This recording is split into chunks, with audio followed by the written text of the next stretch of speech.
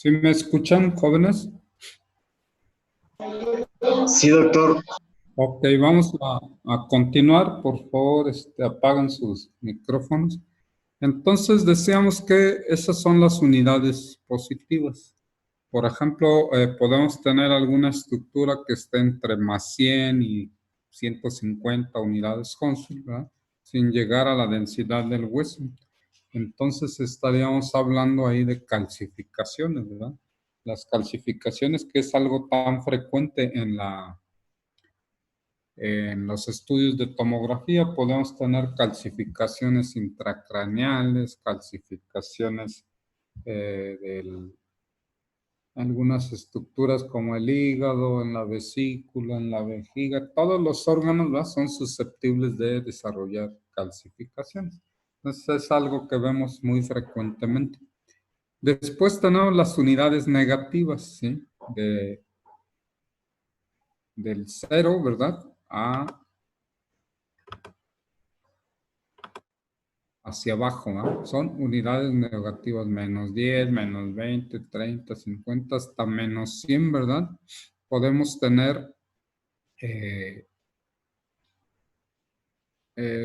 tejidos, ¿verdad? Principalmente la grasa. En las unidades negativas es algo mucho más fácil porque tenemos solamente dos tejidos, ¿verdad? La grasa y otro material que es el aire, ¿verdad? Entonces el tejido graso puede estar mezclado, ¿verdad? Eh, con otro tipo de componentes como tejido muscular, ¿sí? Entonces es muy variable, ¿verdad? Puede ir de menos 10 hasta menos 100 unidades Hounsfield, ¿sí? La grasa aquí viene marcada menos 10 a menos 100 unidades Hounsfield, ¿sí? Después de ahí podemos tener de menos 200 hasta menos 1000 el aire. El aire puede ser tan variable porque depende de dónde se encuentre contenido, ¿verdad? No es lo mismo el aire, por ejemplo, pulmonar, donde además del aire contenido en los alveolos, tenemos el intersticio, estructuras vasculares, nerviosas, y va a tener una densidad diferente que puede ir desde menos 400, menos 600. Y también, por ejemplo, el aire, ¿verdad?, que está en el estómago, el aire que se encuentra en el esófago, el aire que se encuentra en el intestino grueso puede ser variable dependiendo si se encuentra mezclado con otro tipo de materiales. Y a diferencia del aire atmosférico, por ejemplo, que rodea al sujeto que estamos explorando, aquí vamos a tener menos 1000, menos 900, casi siempre menos 1000 unidades Hounsfield, ¿sí? Entonces el aire puede variar desde menos 200 hasta menos 1000 unidades Hounsfield, ¿verdad? Y aquí en la gráfica tenemos algunos ejemplos, ¿verdad?, de cómo nosotros podemos observar, ¿verdad?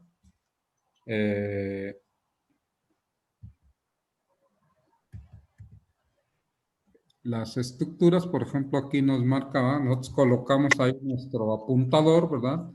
En un punto y va a aparecer una letra M, ¿verdad? Y nos da un número, ¿sí? Aquí, por ejemplo, dice 31, ¿verdad?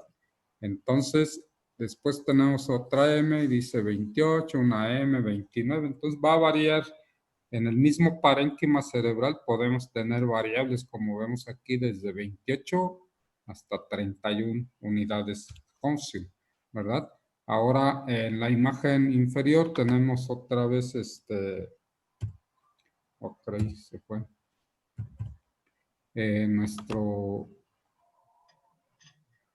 Nuestra imagen, ¿verdad? Y vemos que nosotros tenemos, oh, se fue.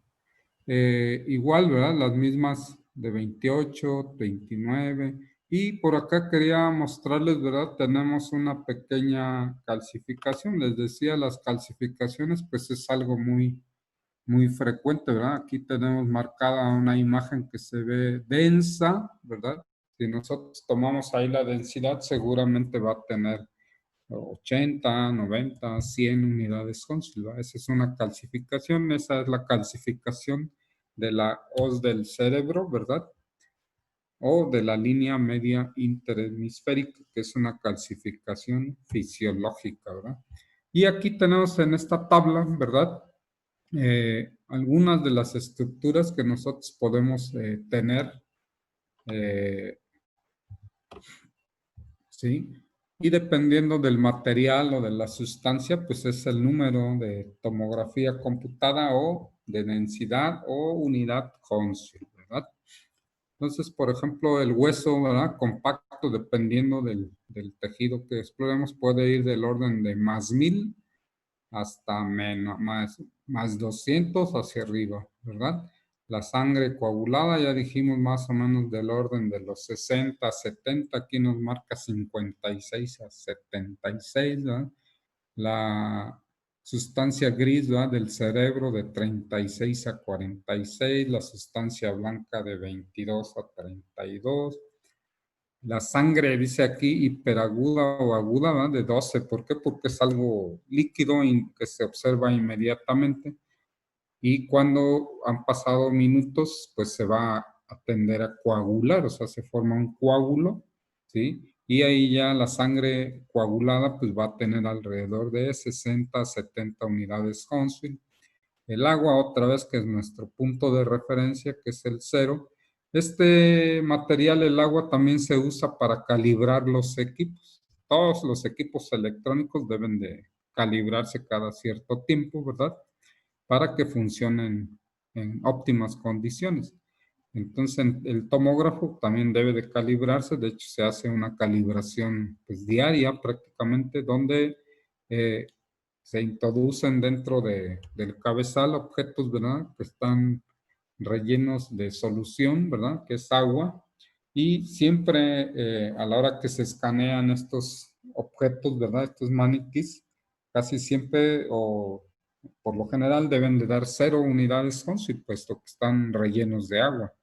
¿Sí? Si se sale de ese estándar, que dé +5, +6, entonces pues quiere decir que está más mal calibrado y ahí los ingenieros biomédicos son los que se encargan de hacer los ajustes correspondientes. Y las unidades negativas, ¿verdad? Ya dijimos que de -10 hasta -100 está la grasa y de -200 a -1000 vamos a tener el aire.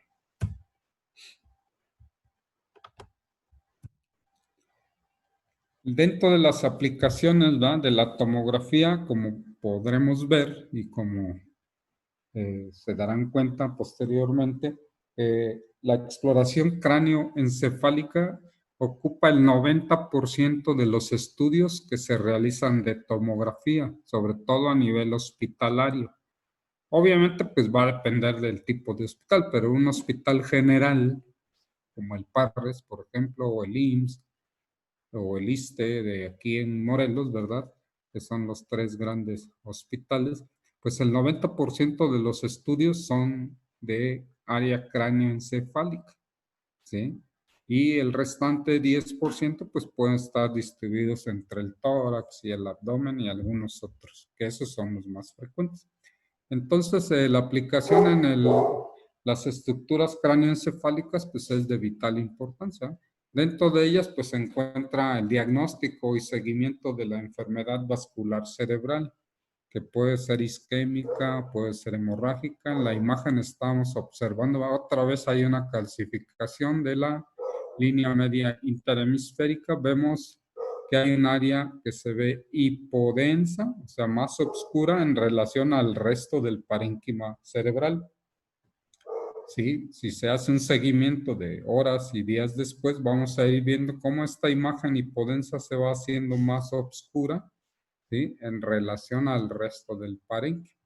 ¿Sí? Por acá vemos otra imagen que se ve densa, ¿verdad? Si tomáramos la densidad, diríamos que tiene 100 unidades Hounsfield y hablaríamos de una calcificación, ¿no? Igual que se ve en la línea media interhemisférica. Entonces, el diagnóstico y seguimiento de la enfermedad vascular cerebral es una de las aplicaciones. En esta otra imagen, ¿verdad? Tenemos también un estudio encefálico donde vemos que hay una hipodensidad en toda la región parietal del lado derecho y que horas y días después, pues esta hipodensidad se acentúa, se demarca y delimita con mayor nitidez y esto habla pues de la evolución del accidente vascular cerebral de tipo isquémico, ¿sí? Aquí en la imagen, ¿verdad? Llama inmediatamente la atención estas dos imágenes que se ven hiperdensas en relación al parénquima, ¿sí?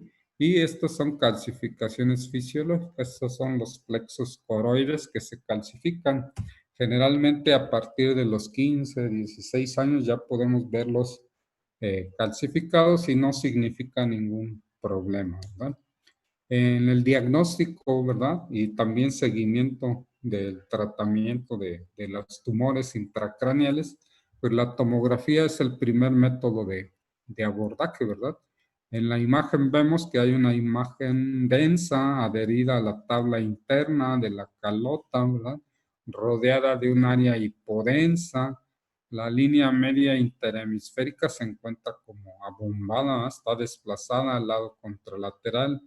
El asta del ventrículo derecho pues está colapsada, no se visualiza, ¿verdad? Esta es una fase simple.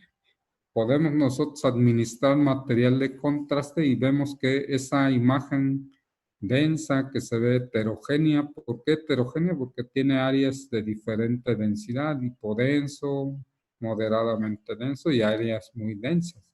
Y aquí cuando administramos el contraste vemos que toda ella se torna densa, ¿va? O hiperdensa, ¿sí? El área que rodea la lesión se persiste con hipodensidad y corroboramos, ¿verdad? Que esta línea media interhemisférica se ve abombada y desplazada. El asta ventricular aquí se ve parcialmente, pero aún así está parcialmente colapsada. Entonces, todos esos son datos, ¿verdad? De que existe ahí un aumento de la presión intracraneana que está dada por esta tumoración, ¿verdad? Que en este caso, pues se trata de un meningioma. Dentro de los procesos degenerativos cerebrales, la tomografía no tiene grandes aplicaciones, ¿verdad? Aquí lo único que podemos decir, bueno, es que hay una atrofia, ¿verdad? Cerebral. Vemos cómo el encéfalo se ve como colapsando, ¿verdad? Como si se estuviera marchitando, se está contrayendo, ¿verdad? Y se incrementa el tamaño de las cisuras, ¿verdad? Y de los surcos del cerebro, ¿verdad? Entonces se ven muy marcados. Voy a regresar a la primera imagen, ¿verdad? Donde se notan esos surcos, pero no tan evidentemente como lo observamos aquí, ¿verdad? Entonces eso es lo que podríamos encontrar ya si buscásemos alteraciones de tipo mieloproliferativo, desmielinizantes, pues tendríamos que usar otros métodos de imagen, ¿verdad? Eh, Dentro de la misma exploración encefálica o cráneoencefálica, pues el traumatismo es de los diagnósticos más frecuentes, ¿verdad? Entonces, la tomografía del cráneo, ¿verdad? Ocupa el 90% de los estudios. De ese 90% de esos estudios, un 60% son estudios que se hacen con diagnósticos de traumatismo cráneoencefálico, ¿sí? Por accidentes automotores en motocicleta, accidentes automovilísticos, por atropellamientos, ¿verdad? Por caídas de la bicicleta. Hay un sinfín de factores, ¿verdad? Algunos ocupacionales como nuestros amigos los trabajadores de la construcción, ¿verdad? Que frecuentemente tienen caídas de los andamios. Entonces, todos ellos, ¿verdad? Suman para incrementar el número de estudios cráneoencefálicos, de tal forma que el traumatismo es de los primeros, después viene la enfermedad vascular cerebral que ya mencionamos, los tumores intracraneales, tumores de oído, tumores de senos paranasales, procesos infecciosos de oído o de senos paranasales principalmente. Y también a nivel de la órbita, ¿verdad? Tenemos también traumatismos oculares, procesos infecciosos oculares, tumores oculares. Entonces, cada una de las estructuras puede tener todo este encuadre, ¿verdad? Desde un traumatismo, un proceso infeccioso, un proceso degenerativo, un proceso tumoral o neoplásico, ¿verdad? Y después tenemos a otras aplicaciones como la columna, donde también se involucra el trauma, ¿va? Raquimedular, procesos degenerativos como las hernias, ¿sí? Discales, los pinzamientos radiculares, enfermedades congénitas como el disrafismo, ¿verdad? También la presencia de tumores, ¿sí? Medulares y los procesos infecciosos que también pueden afectar a la columna, ¿verdad? Ya hablábamos de los senos paranasales, ¿verdad? Aquí hace un momento hablábamos de las unidades Hounsfield, ¿verdad? Y podemos ver aquí en la imagen, ¿verdad? Esto que apreciamos son los senos maxilares, ¿verdad?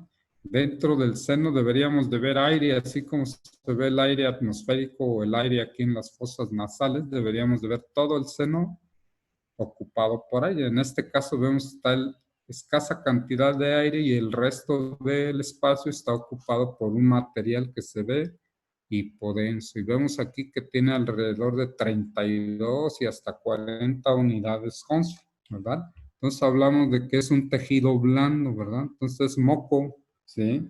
Moco ahí, moco espeso, ¿verdad?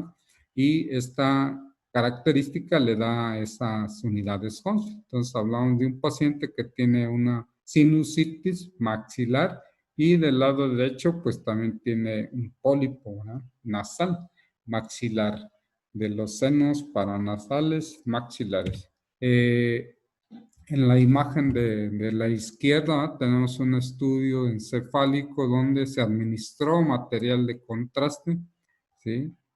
Y podemos evaluar la evolución, ¿verdad? De ese proceso hipodenso, ¿verdad? Que es un accidente vascular cerebral de tipo isquémico.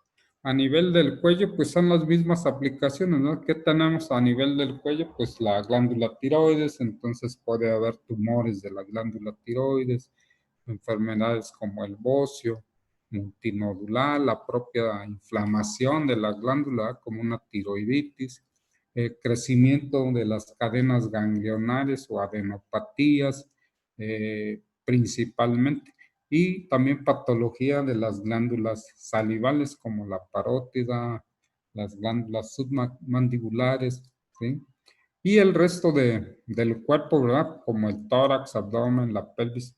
En todos ellos podemos explorar eh, cada una de las estructuras a nivel pulmonar, desde procesos congénitos, como quistes, hipoplasias, procesos tumorales, ¿verdad? Cáncer de pulmón, procesos infecciosos como una neumonía, tuberculosis, actualmente esta enfermedad de SARS-CoV-2, ¿verdad? Que son infecciones de tipo viral y procesos principalmente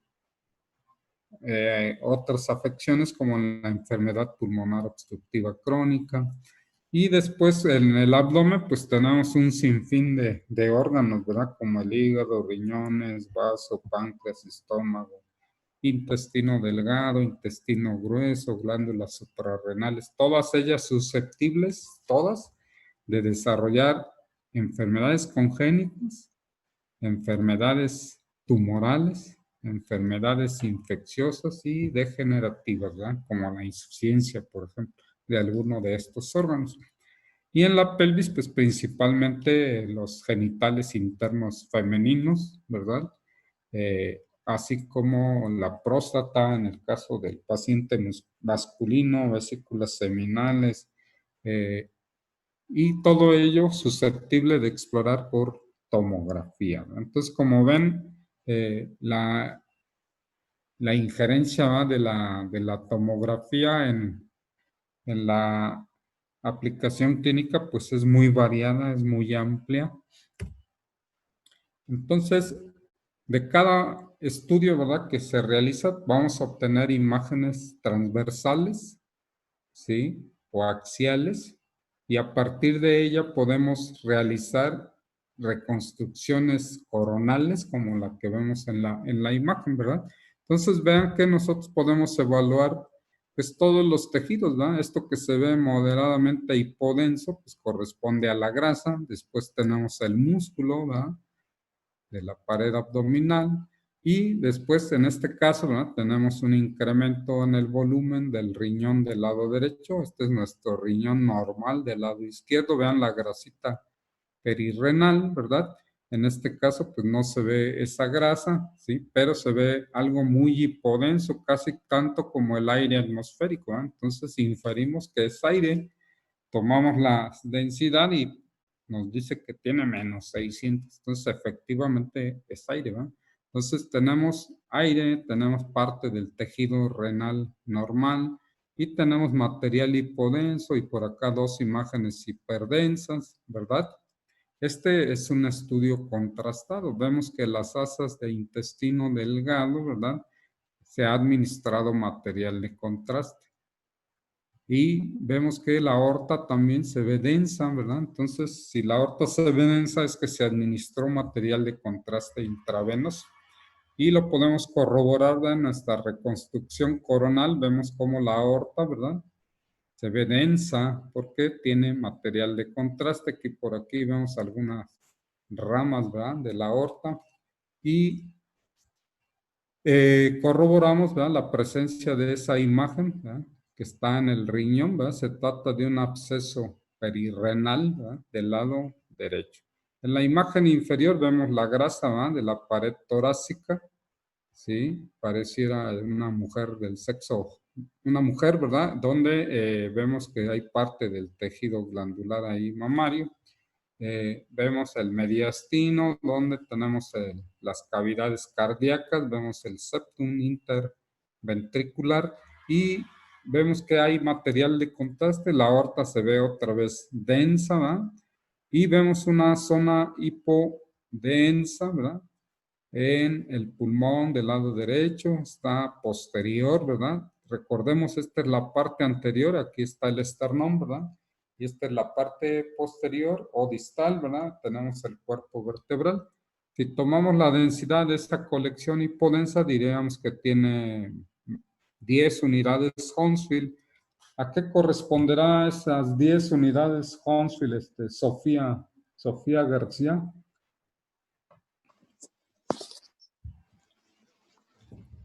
¿Puede ser a grasa? No. A ver. Mileni. Sí, doctor. ¿A qué corresponde, Mileni?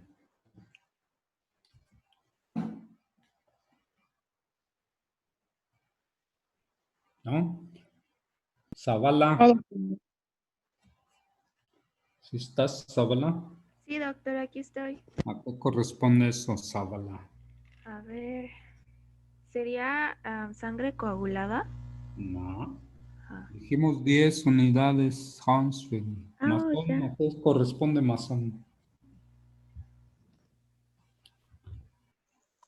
¿De las 10? ¿A qué corresponde ese tejido? ¿Al aire sería? No. Tienen que leer la tabla. ¿Es cefalorraquídeo? Es líquido, pero no es líquido cefalorraquídeo si está en el pulmón, ¿verdad? Eso es un derrame pleural. Van a desarrollar, antes de que se me olvide, ¿verdad? La tablita que ya hicimos hace el semestre pasado, que espero que la tengan por ahí arrumbada en algún lugar, donde vamos a anotar nuestras unidades Hounsfield, ¿verdad? El agua, cuántos corresponde, el aire, la grasa, un riñón, el hígado, para que nosotros podamos identificarlo, porque si no nos acordamos de las unidades es más difícil identificarlo. Y además van a hacer nuestra tabla, ¿verdad? Donde vengan los métodos de imagen, rayos X, ultrasonido, tomografía, resonancia y las principales tejidos, ¿verdad? Que son agua, tejido blando, la grasa, el hueso y el metal y cómo se ve en cada uno de los métodos de imagen, ¿sale? Esto hay que hacerlo para la próxima reunión que tengamos, ¿ok? Bueno, entonces como podemos ver, la tomografía tiene múltiples, ¿verdad? Aplicaciones. Por ejemplo, dijimos que aquí en la aorta había material de contraste, ¿verdad? Porque vemos que se ve más densa. En una fase simple, como si la tuviéramos, tendríamos alrededor de 40 unidades Hounsfield, ¿verdad? porque la aorta tiene un volumen de sangre importante y esa sangre tiene múltiples células, entonces siempre da mayor densidad por el volumen. Pero cuando administro el contraste, ¡pum!, se pone densa, se pone blanca, ¿verdad? Por ejemplo, aquí, antes de poner el contraste, ¿verdad?, veo que tiene la M y que tiene un numerito. ¿Sí lo alcanzan a ver? Jóvenes, es el número 41, ¿verdad? Entonces, la media densidad o las unidades Hounsfield de la aorta en la fase simple, sin contraste, es de 40 aproximadamente. Números más, números menos.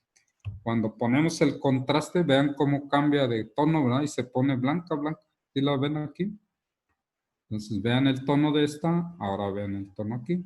Y vean la reconstrucción, cómo se ve densa o blanca, ¿verdad? Y ahí alcanza más de 100 unidades Hounsfield cuando se le pone el contraste a la aorta.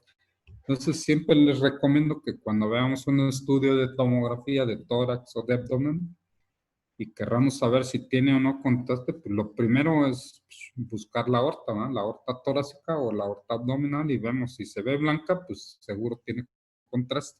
Ok. Entonces, en esta fase simple tiene 40. Sin embargo, en el riñón izquierdo se ve esta imagen, ¿verdad? Así muy hiperdensa, se ve muy densa y tiene 243 unidades y hasta 500 alcanza. ¿A qué podrá corresponder esa imagen que vemos ahí, María Fernanda? ¿Sí está con nosotros o ya nos abandonó? Creo que sí, se refiere a mí, ¿no? Onofre. Onofre. Sí. ¿Tú eres María Fernanda? Sí. Sí. Ajá. ¿A qué corresponderá con esas unidades que mencionamos? ¿Cuántas tienes que no alcanzo a ver bien? 243.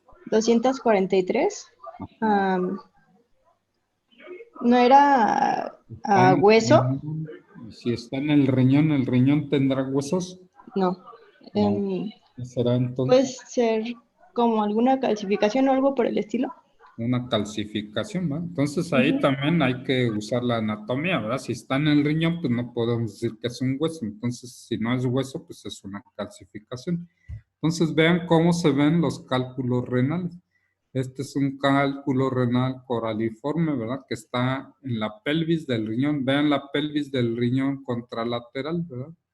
¿Cómo es que se ve hipodensa, bien formadita, y aquí pues tiene una imagen muy densa. Y eso corresponde a una calcificación, ¿verdad?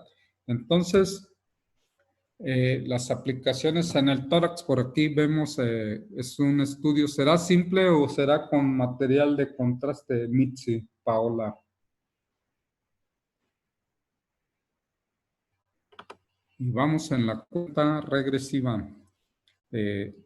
Me avisa Celso cuando quede un minuto. Entonces, Mitzi, ¿será simple o con contraste? ¿No está, Mitzi? Con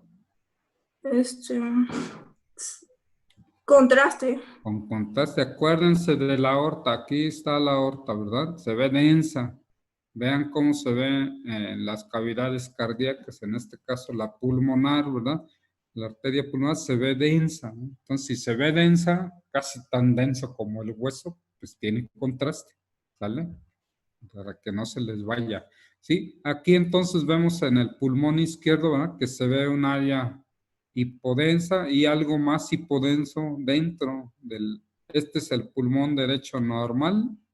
Este es un corte para mediastino.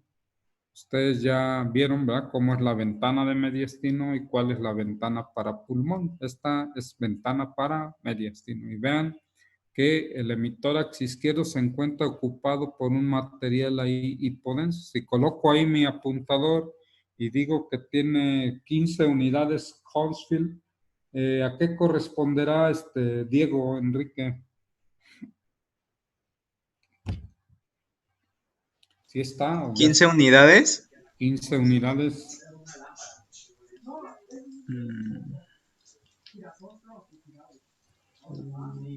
¿Puedo hablar?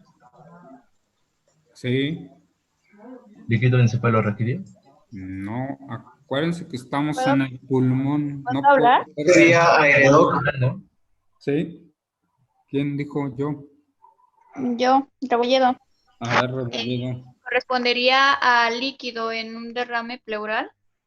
Líquido en el pulmón, y si está en el pulmón, pues es derrame pleural, ¿verdad? Entonces En vean, el, nada más con conocer las unidades, nos damos una idea de qué puede ser, aunque todavía no podamos nosotros diagnosticarlo, ¿verdad? Pero si me dice, tiene algo ahí podenso y mide 10 unidades, pues, pues ha de ser líquido, ¿verdad? Es más fácil hacerlo que si nomás queremos aprendernos la foto y la imagen, ¿sale? Ok, y en la imagen de la izquierda, ¿verdad? Tenemos un riñón que tiene también una área ahí muy hipodensa que tiene de 19 a 20 unidades Hounsfield. ¿Qué podrá hacer, Diana? Está en el riñón, tiene de 19 a 21 unidades Hounsfield, se ve hipodensa. ¿Sí está Diana Adame? Pues ya se fue también. Sí, podría ser.